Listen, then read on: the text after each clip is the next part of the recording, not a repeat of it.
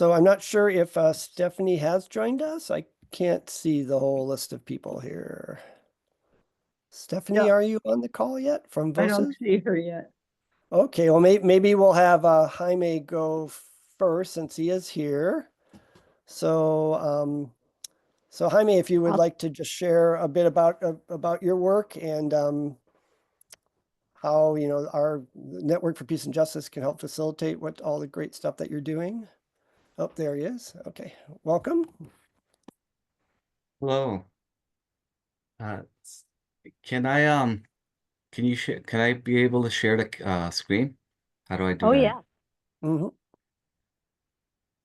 Mm, so There's a share button and okay. click, if you have whatever you want to share already open the way you want people to see it, then you just click the share button and then click that particular screen that you want people to see. Mm, I wonder if I can. Not your whole, you probably don't want people to see your entire computer. I don't want to share the whole screen, huh? Well, I don't know. Well, you can if you want, and then you can just go full screen with whatever it is you. Okay. Yeah. Okay. It's kind of weird when you do that though, but because sometimes you get things on top of things. hmm Looks like you're partway there, Jaime. So, oh, there we There go. we go. Yeah, That's great. good. So, LULAC is the League of United Latin American Citizens, and I am the state director. We're all volunteers. And we work similar to the NAACP. We advocate for civil rights, um, education. We have scholarships. We advocate for economic uh, stability, housing, and immigration rights. Uh, One thing that, well, we're all volunteers. It's a national organization. It's actually the largest Latino organization and the oldest since 1929. What we're doing recently is Know Your Rights and a lot of people don't know that the Constitution, the U.S. Constitution, and amendments, all the amendments apply to every person in the United States, whether you're documented or not, whether you're a citizen or undocumented. And that's something that we teach as far as know your rights. We also do a workshop on family preparedness plan, and that includes um, uh, it's for families to prepare in case of a detention or deportation. So we talk about rights and also advice. We give advice on various stages, whether for your children, doing power of attorney, prepare advice on if you're renting, if you own a home. Everything's in that family preparedness plan.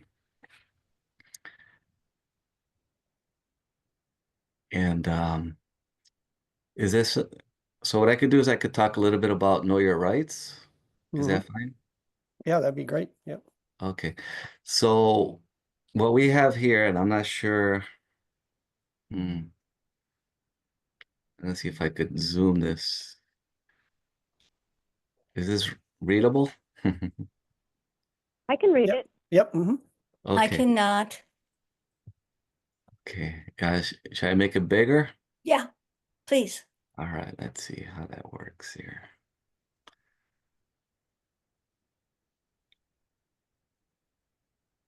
There you go. That's quite a bit better. Never mind. Okay. So this is a PDF that people can print and over here we give a little bit of suggestions that to use heavyweight paper or cardstock if you can. Print both sides because then this will be on both sides and then you can laminate it. And most dollar stores have a lamination. Um, mhm. And if you have a really fancy printer, you could print it on red stock and around the corners. So the card starts with know your constitutional rights, and we and this is for, like I said, citizens or non-citizens. You may start a video, and you should, with any encounter with the police, sheriff, or ICE agent. Never open a door if they knock on the door. Um, you can if they want to come in and they claim they need to have a search warrant. Um, and that's very rare. It's got to be signed by a judge with the exact name and address. And if you're in your vehicle, they have to have a search warrant with the exact car. Tell them to slide the search warrant under the door. If you're outside or anywhere, ask them, first thing you should ask them, are you free to leave? In other words, not detained. If they say yes, leave calmly. And you should have asked that several times because they have no right to hold you longer than what they need to. If you are detained, give them this card. If you are inside your house, show it on the window or slide it under the door. And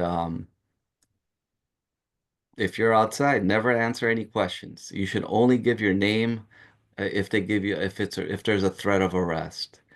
You need to remain silent, never lie or give false information. That's obviously that's worse. It's a crime to lie to a police officer. Uh, if you're in the car, only the driver has to give their name, okay, their and car documents. Everyone else in the car does not have to give their name. And if for whatever reason the police ask everyone to leave the car, all should step outside the car. There's already a precedent where the police, um, in several cases, have won the right where if they deem that they're unsafe, it's an unsafe position. If they're in an unsafe position, they can ask everyone to leave, and they have to leave the car. And if you don't leave, you can get in trouble. So a lot of people don't know about that. Never sign anything, only citations. If there's some jurisdictions where if you don't sign a citation, they can arrest you. So sign the citations. I don't know about Wisconsin. I just know there's some communities or jurisdictions. We ask undocumented people never to show a foreign ID or a passport without first speaking to a lawyer. Anything said can hurt you. Any questions on this?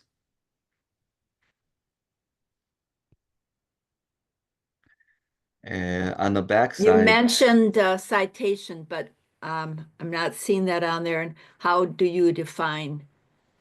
so Uh, a citation is if you get cited for, if you're in a car, obviously, if you got an expired license plate or a broken light or you're speeding, uh, that's a regular citation. If you're in the street, maybe you got jaywalking, uh, just sign the citation. The best thing to do is go to court, and most judges are lenient. But yeah, sign the citation. Thank you. I see Judith has her hand up too. You can unmute yourself, Judith. I And am, all the thanks. all the citation does is it tells the police officer that you understand that the court date that you need to go to the court date. That's all you're doing is admitting to that you got notice to go to court. It's not I have a different guilt. question.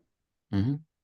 I literally just didn't hear something you said. I'm terribly sorry about this. But you said only the driver needs to, and then I wasn't sure what you said, Only the driver needs to identify themselves. to identify themselves. Yeah. And does that mean give their ID or just to Yeah. say who they You have to give are? Okay, if you have a thank you. driver's license, you have to give an ID. Got it. And if you don't have Thanks a so driver's much. license, you identify yourself, and I believe, and that this part I'm not sure on, if you need to give your date of birth and address. I believe you do. I believe you should give your address because Uh, the citation needs to have an address so they could mail you. So name, address, I'm not sure, and date of birth. Yeah, I believe so too. Most know your rights cards are have a lot less information, and we this card right here has much more than most, like the ACLU and the other organizations. They have much less information. So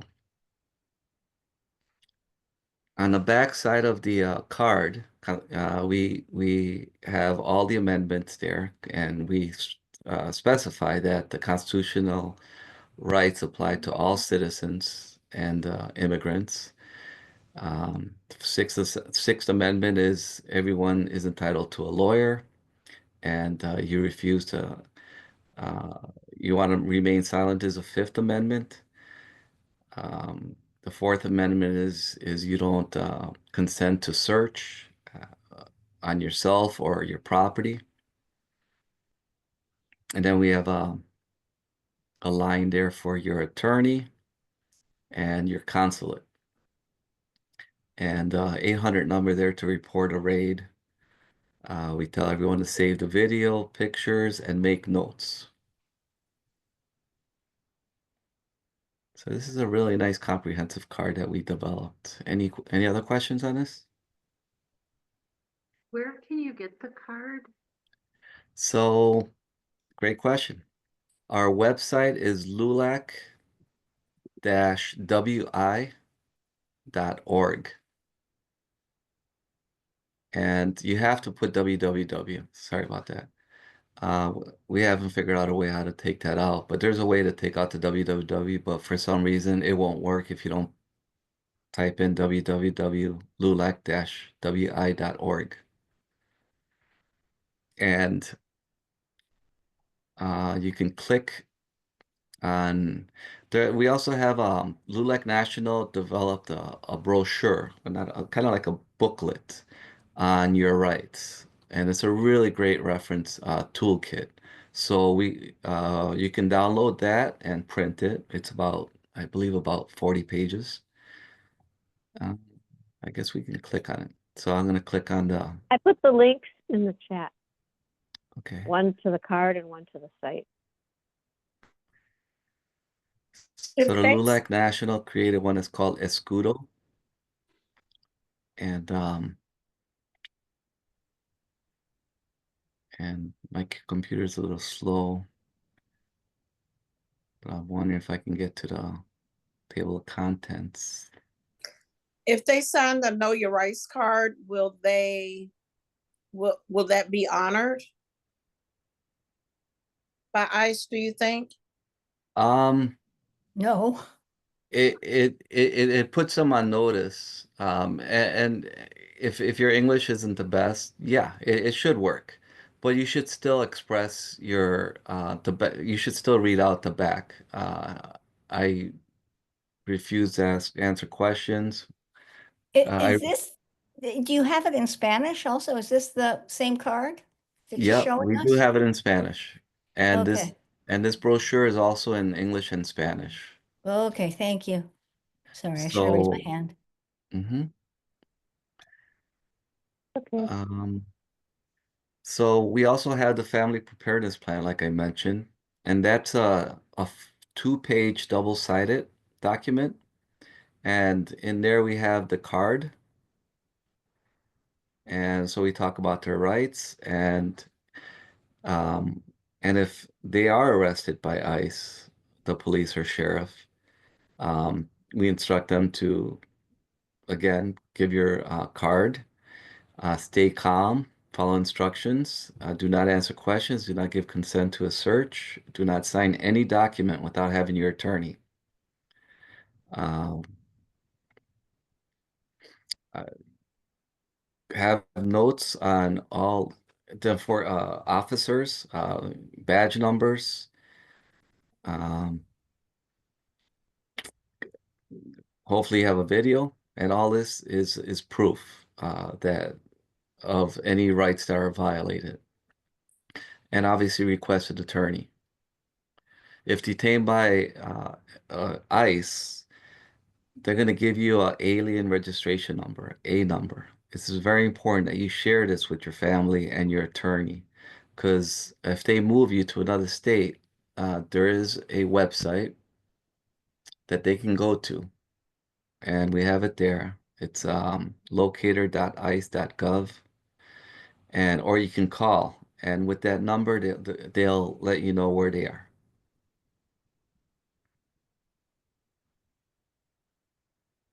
Any questions on that?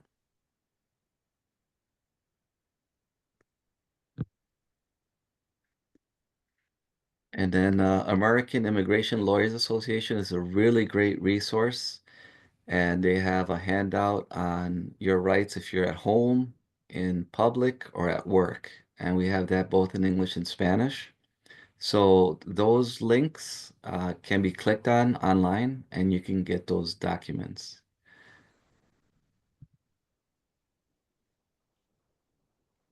And then there's also other resources. An estimated 1 million undocumented individuals are eligible for an existing form of immigration relief. And there's a screening tool that they can use. One is from IMMI, and other one's from the Catholic Legal Immigration Network. So we got those two links there. We have links to accredited agencies that have legal services. Um,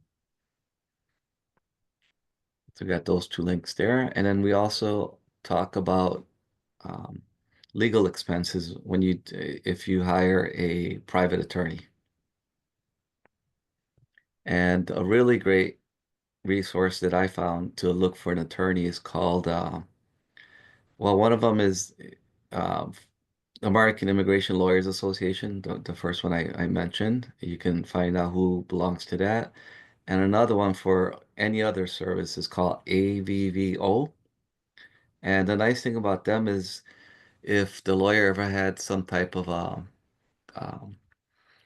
uh, if they were disciplined, and it'll show. If also the lawyers submit information about themselves, and also clients can rate the attorneys, and it's kind of like um,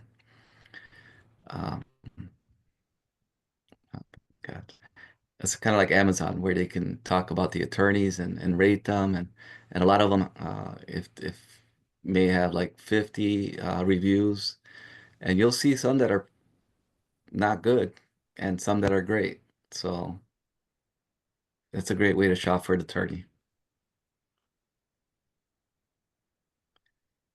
And I know here we talk about the importance of collecting your documents, having everything ready. Um, there is there is something that if you are in the United States for less than 2 years, you allegedly you can be deported without any due process. If you've been in the United States for more than 2 years, you have due process. So this is what the administration is enforcing, which is unfortunate. So we tell I can't find that part. Okay, here it is. So we tell undocumented people to carry with you evidence of having been in the U.S. for longer than 2 years. And that could be mail with a postcard, a signed lease, church, or school records with your address. And we advise them not to carry any foreign documentation with them. Any questions so far?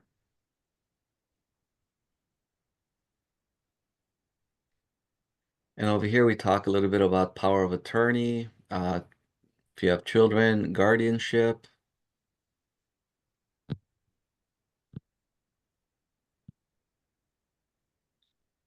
Talk to your children. Make sure they know who will meet them after school if something ever happened.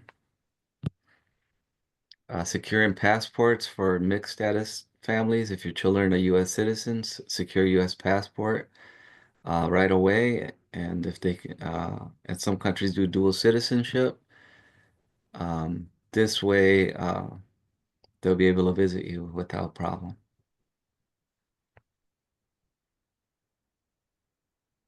And we talk about apartment, house, car, strategies, bank accounts. We tell them that if they owe money, that doesn't go away. They can put liens on your property. They can, um, so you want to take care of all your liabilities. Cell phone, credit cards, loan, mortgages. And lastly is employer. If you have a right to be paid for work you have done, even though you're in detention or deported, if employer doesn't pay you, send them a demand letter, and they will pay. There's hefty fines. You can file a complaint with your state labor office. So this is a really nice. It's not comprehensive. Every family is different, but this is a workshop that we do. Any questions so far?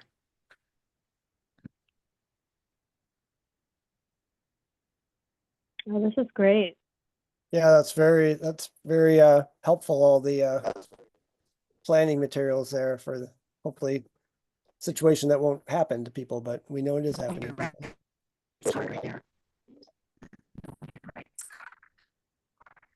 A lot of people don't know.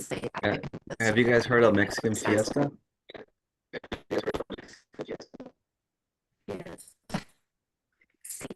Um, Mexican Fiesta Someone's is one got of the some large. static on there. Maybe someone's microphone is on. Maybe they should mute themselves.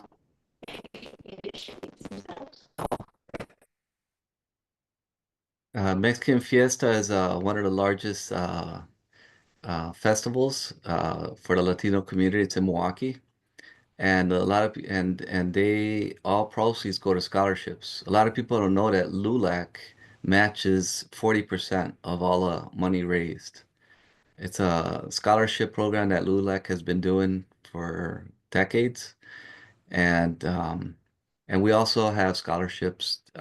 Each council, we have councils in Racine, Kenosha, Milwaukee, Beloit, and we have members in Green Bay, Madison, and we're looking to expand more councils around the state.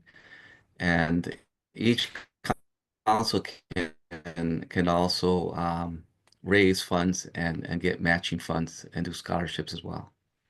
So we have information on that here. We have information on becoming a member.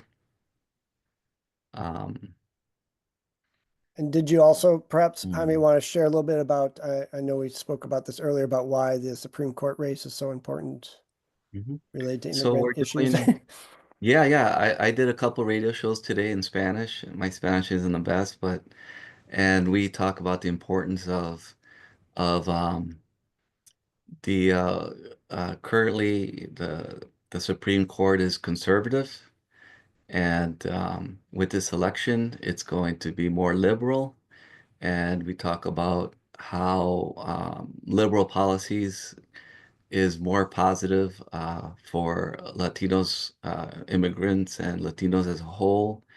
A couple issues that are coming up is the driver's card that many undocumented people used to be able to get in Wisconsin, and they don't now. And I know a lot of farmers are for it, and it's a safety issue. You know, we want everyone to be licensed, to be insured, and and many of these families have not only work, but they go to church, they take your children to school, they have to go grocery shopping, and it's just unjustified that this is taken away.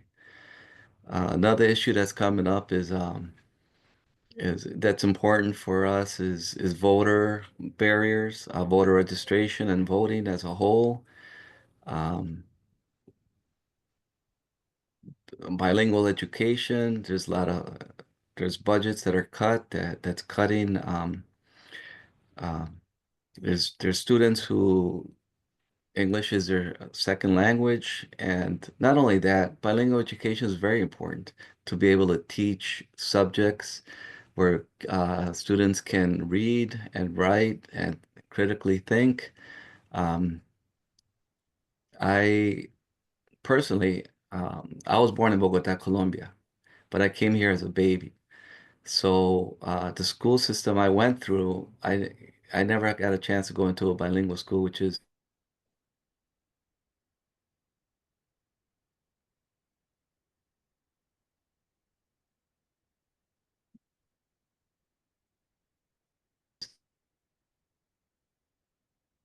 I think our Jaime might be frozen there. Maybe he'll be coming back in a moment. Yeah, I hope he comes back. I would love to ask him how he's finding people, how they're experiencing, what they're experiencing, and how Mhm. stressful. This has been very good presentation.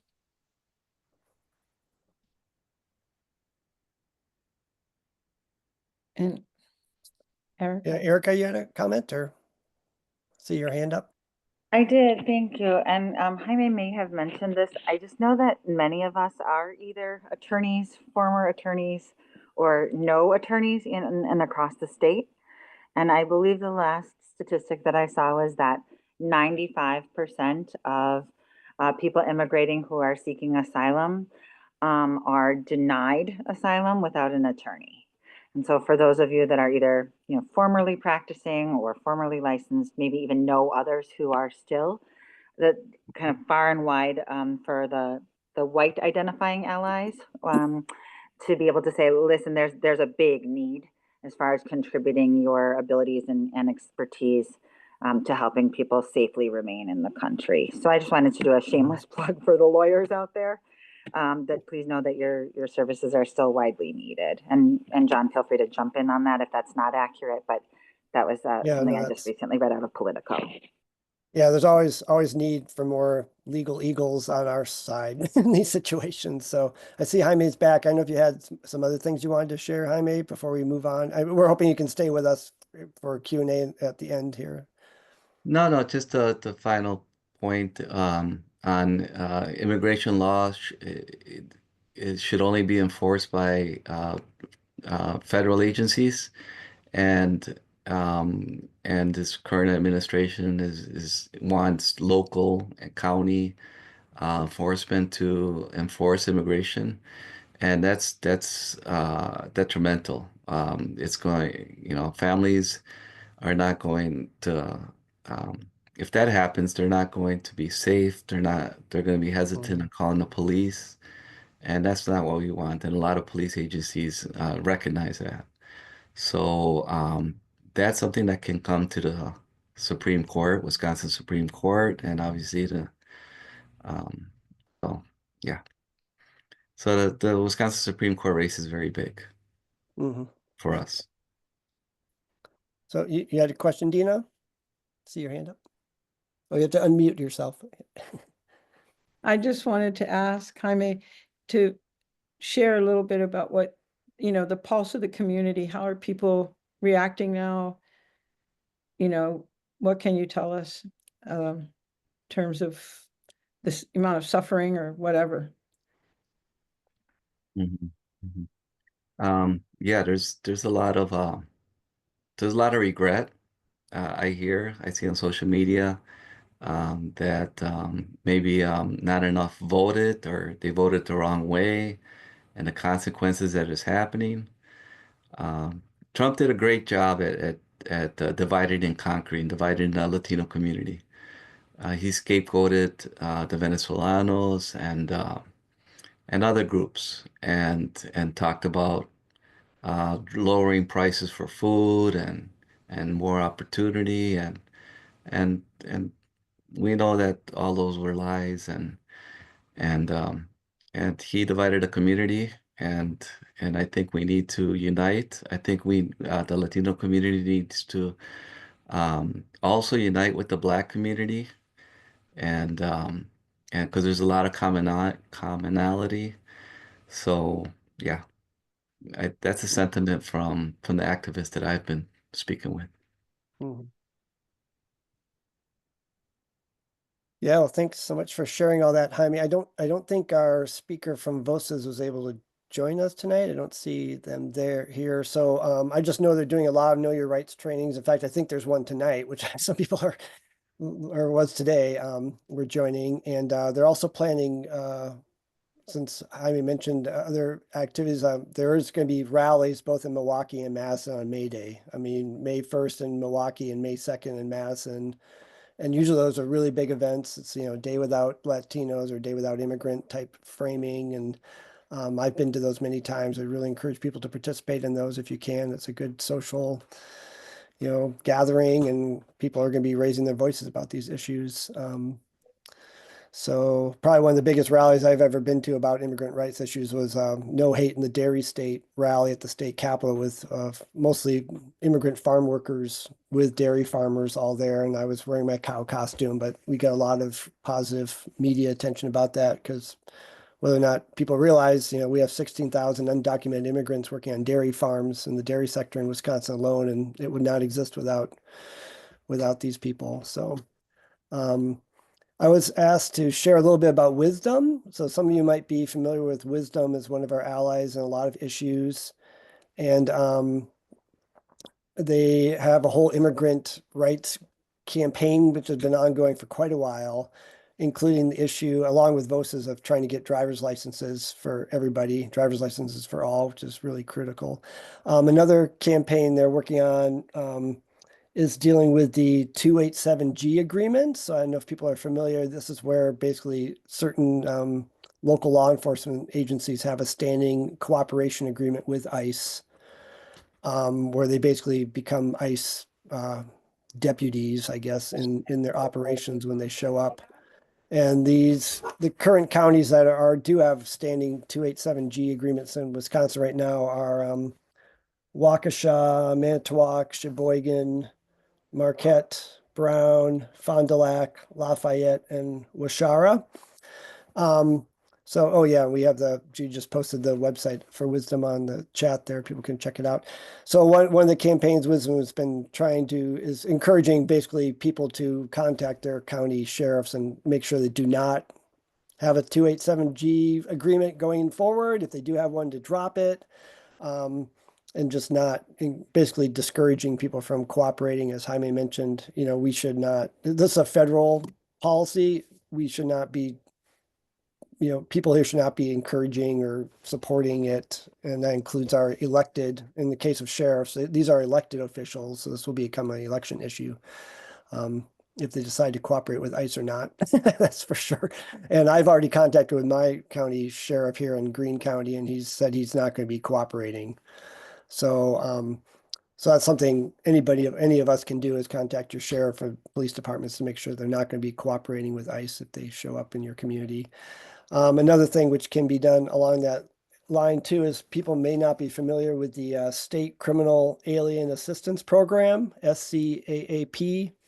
And this is basically where local law enforcement gets money from the federal government when they pick up undocumented immigrants, and if they share the information with ICE, they get money for doing that. So one way to think about it, sort of like a bounty, bounty on undocumented immigrants, and thanks to grassroots pressure here in Dane County and in the Madison area, the Dane County Sheriff basically dropped out of that program. Mayor, I'm here. I've called in. Oh, Erica, yep. Oh, Mayor, I've called in. I'm here. She needs to mute. oh, so Actually, can't the host mute? Oh, yeah. Yeah, so the SCAAP program, and you can find out more about this. The ACLU did a whole report on this. It was like the jail to deportation pipeline study. So you can read about that in there. But Dane County was getting $90,000 a year from ICE to pick up immigrants and turn over their names to ICE. But they now are not going to take that money. But of course, immediately after Dane County sheriff announcing that, the Republican legislators in the state Capitol decided, well, we're going to have a law basically requiring all sheriffs to work with ICE or else they won't get any state funding. But thankfully, our governor's going to veto that. But just there's going to be pushback from certain elements of if we, if a sheriff does stand up against ICE, and there's going to be, blowback. So it's just going to be aware of to let those people know we support that when they speak up and don't cooperate with ICE.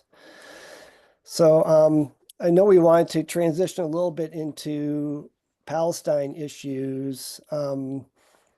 I just wanted to share as part of Family Farm Defenders that, I mean, we've been working on immigrant rights issues for decades. This is not the first time we've had this challenge with, and it's been a bipartisan problem. It's not just the Trump administration. We've had problems in the past too with other administrations, but it's something to think about. I mean, these are our neighbors, they're part of our community. And we did put out our own Know Your Rights for Farmers fact sheet, which has a lot of the great information Jaime was sharing in it as well. And, all of us have a responsibility to stand up for rights, and, he had a lot of good tips on how best to do that. So, and I did, just to sort of go into the transition to the Palestine issue. I know people know that Palestinians are also immigrant workers in their part of the world, right? I mean, the Israeli economy depends on tens of thousands of Palestinian farm workers, basically, who have lost, well, as we know, food is being used as a weapon. Land grabbing is happening all around the world, including in the Middle East. The fact that, settler colonialism is evicting people from their land, turning them into farm workers that the same government then can hire back, is not, that didn't just happen. That's part of a whole policy in that part of the world. So, and as you probably know, after the war broke out, the most recent war, a lot of those Palestinian workers were sent back to be killed, I guess, essentially in their homelands.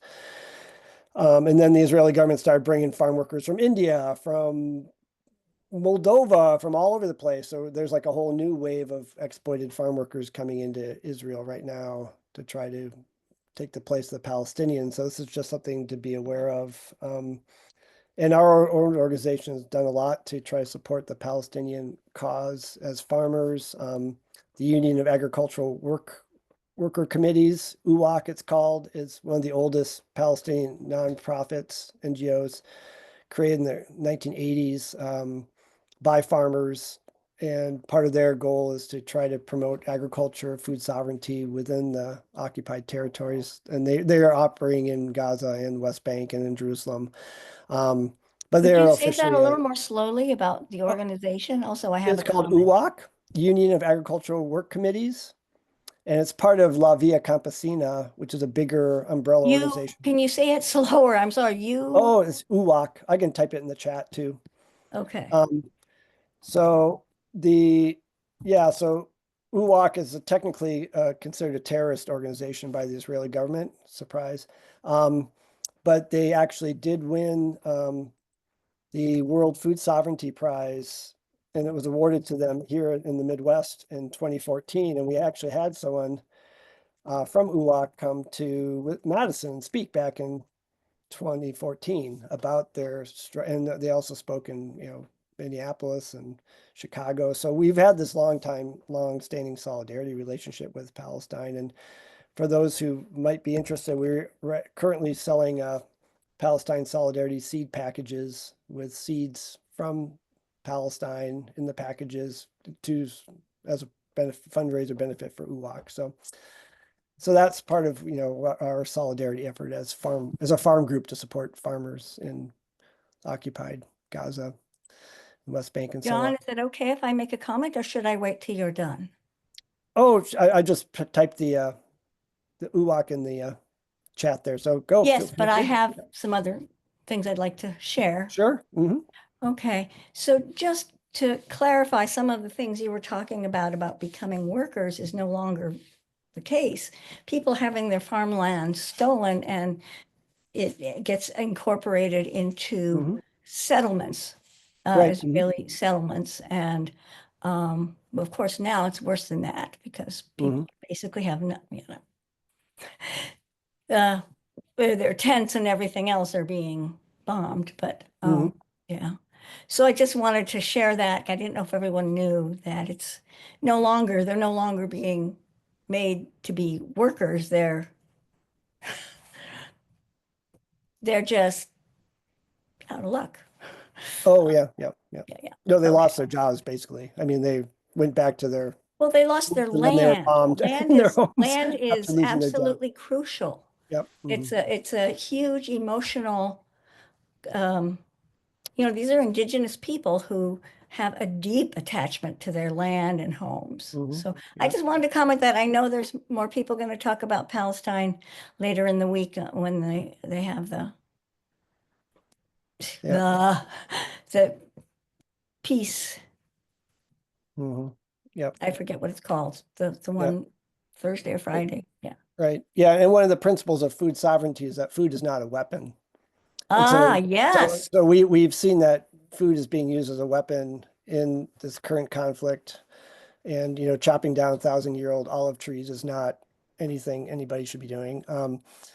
So yeah, and the latest plans to basically turn Gaza into sort of Bantustan. I mean, when we talk about apartheid, I mean, I wasn't involved in the anti-apartheid struggle in South Africa, so I mean, this is basically similar settler colonial apartheid system.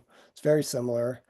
In fact, I have Jewish relatives in my own family who fled fascism in Italy, went to South Africa because it's one of the few places they went to, and now they're like going, "Whoa, this is like, Israel is like what we fled from Italy long ago." Anyways, you can see the parallels historically between apartheid systems and how they function all around the world, and unfortunately, this is similar second-class citizenship, all that.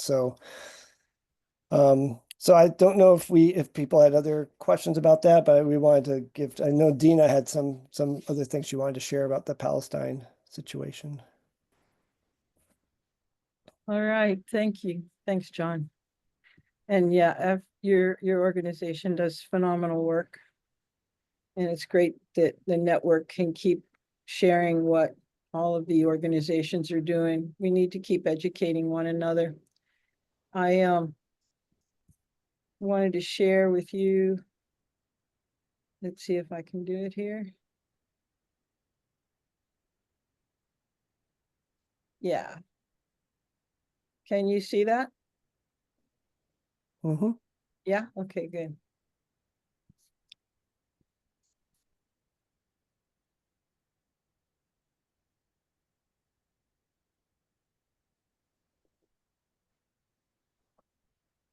Now this is since March 18th, and the numbers have gone up dramatically since then.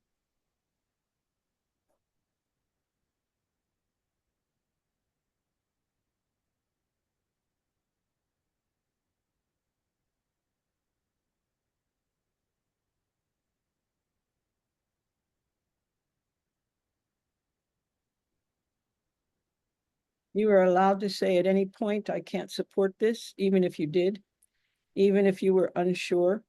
You can at any point say, "This has gone too far." And while the best time to say that was earlier, the second best time is now. So I wrote down some things because I didn't want to make any mistakes really in regards to talking about this. So today we are still in Ramadan, and many of our Palestinian allies are this evening breaking their fasts. When I realized this, and with the heightened renewal of violence in the West Bank, Rafah, and now Gaza again, I knew we needed to continue to bring awareness in whatever ways we can. I served on the executive committee of the Wisconsin Coalition for Justice in Palestine from October 23 until February 25.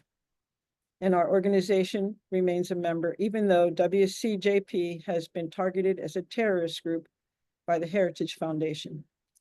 I stand with Palestinians. I've never supported the attack by Hamas.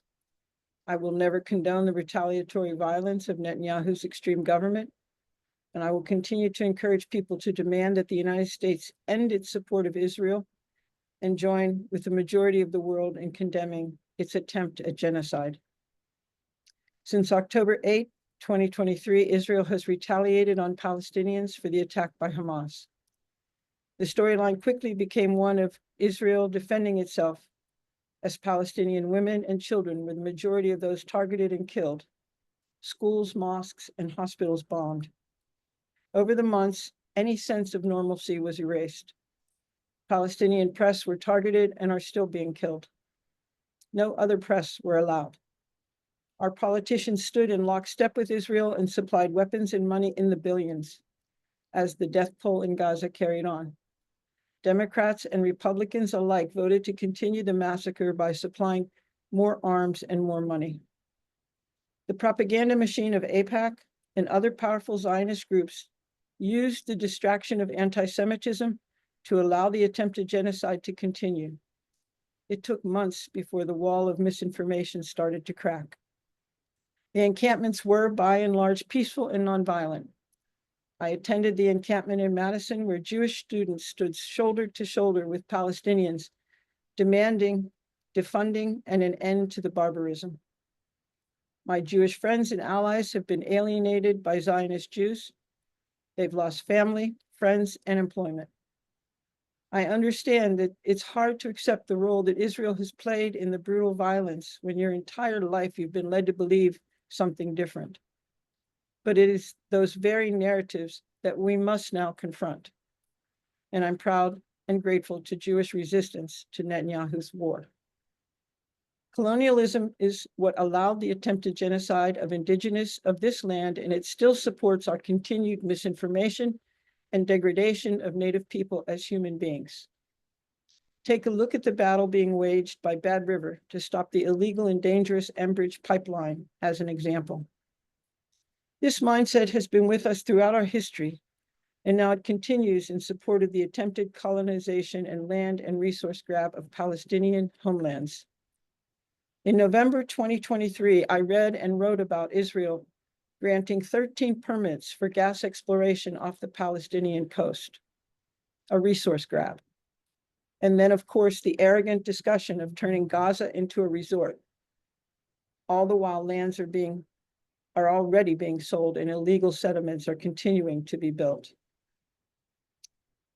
For me, I reject the debates of who was given rights by which God to control the land. I reject storylines that excuse the incredible violence being perpetrated against human beings. As people of peace and justice, there can be no room for debate. Many people are afraid right now. Our current government is attempting to eradicate free speech and using the label of terrorist to dissuade those of conscience into silence. We cannot become silent now. Never again needs to be now and for everyone. So this was what I wanted to share when I realized that my Palestinian friends couldn't be here tonight, and the organizations. And I really, really urge all of us to stay close to what the Wisconsin Coalition for Justice in Palestine is doing, as well as Rafa and Jewish Voices for Peace, and so many organizations. Many of our organizations in WNPJ are members, as is Echo Valley Hope. And I know we've already been talking, the Coalition for Justice in Palestine is looking forward to the May Day events happening, particularly the one in Milwaukee. I think there's going to be a really large turnout because the intersectionality that we have to all come to as human beings. When we discussed having this event tonight, we wanted to talk about the commonality of human beings. And quite frankly, a lot of what's happening, as John pointed out really beautifully, is happening to so many people around the world. And somehow we have to turn that corner and not be afraid to speak about peace, not be afraid to speak about justice, not be afraid to speak out at this moment, because people are folding. There's a lot of people who are being afraid to speak. And I get it, I understand it, because a lot of people have a lot to lose. But for those of us who have that sense of courage to help one another. I think we need to just keep moving forward. So that's all I really wanted to share with you tonight. And I look forward to more collaboration. Jaime, I really hope that we can get some LULAC opportunities happening in the Driftless area where I live, because it's not happening completely yet. I know Wisdom's looking to get there too, but we really need it because so many of the people in that area it's rural and a lot of Christian nationals, and we need to find ways of communicating with people to help them remember their humanity. Because there's a lot of people in the Driftless, as you know, that are immigrants. So anyway, that's all. I appreciate that you all came on tonight. And I think this whole week is going to be something that we can all learn from and remember. Sorry, Tynette, I just saw your hand there. Yeah, I had my hand raised for Michelle. She couldn't find the button to raise her hand, so I had it raised for Michelle Caskey. Okay. Hi. First of all, thank you for this whole evening. It's just really enlightening because I didn't know very much about any of this stuff. I can't Really understand her. Can anyone else? Palestinian. Michelle, we can't understand you. Can you hear me? No, Michelle, your phone seems Can to you be hear me breaking now? up or something. Yeah. Sounds like you're underwater. Sorry. Oh, all right. Anyway, just thank you. So do other people have any other responses to? I think that you're a great writer. Can you share? Can you share your words? Yeah, I do a lot of these things. In fact, Document. I have to do I do a 2-minute piece for the radio every Thursday. So I was going to excerpt some of this but yeah, I'll share it with you. Thanks. Appreciate it. Thank you.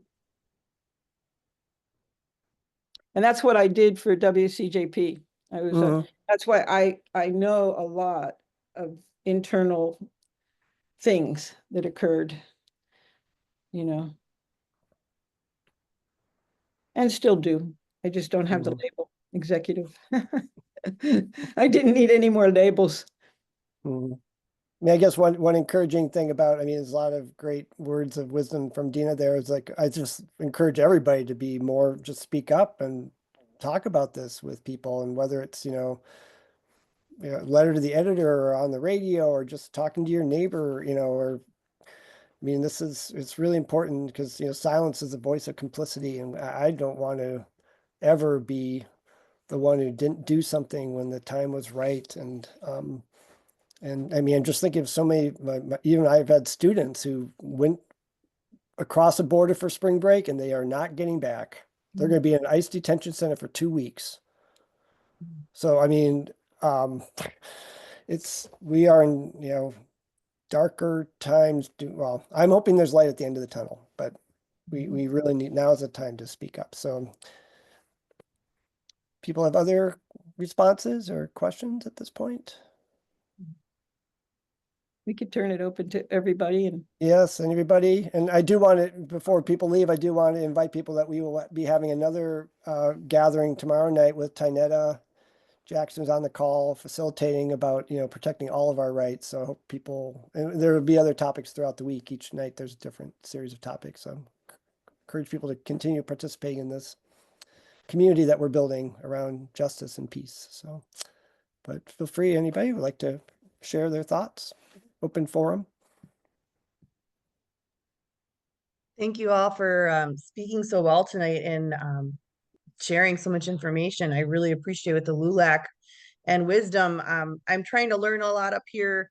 We are up in Lake Superior with Grandmothers for Peace Northland and some other people in the community for Justice for Palestine as well. But this specific question I was going to ask John, you brought up about the seed packets. Would you care to share a little bit more about that and the connection to those type of seeds and other communities that are reaching out to that? We're looking locally up here to start some seeds for people to hand out as well as to share seeds, but Um, I would feel like that would be a wonderful thing in addition to working with community programs and garden programs and sharing food share. Do you have any experience with that in the past? Or Well, I mean, we got the idea about the solidarity seed packages from Little Village Environmental Justice Organization in Chicago did Palestine Solidarity Gardens last year. And they actually were one of the winners of the U.S. Food Sovereignty Prize this year. And they happened to mention it as part of their awards acceptance thing. And I said, oh my gosh, we could do that too. So the whole seed saving effort is, well, as part of food sovereignty as well. And the Palestinian UWAC and other groups in Palestine have been saving their seeds, obviously, because they're planning to continue farming there in the future in their homeland. So, but then some of these seeds are obviously in the U.S. So these are heirloom Palestinian seeds available, different, eggplant, squash, the famous watermelon. I mean, there's actually many different kinds, and there's, so that's just one effort of what people can be doing, and it's a great conversation starter. Bring it to a potluck, explain where the seeds came from.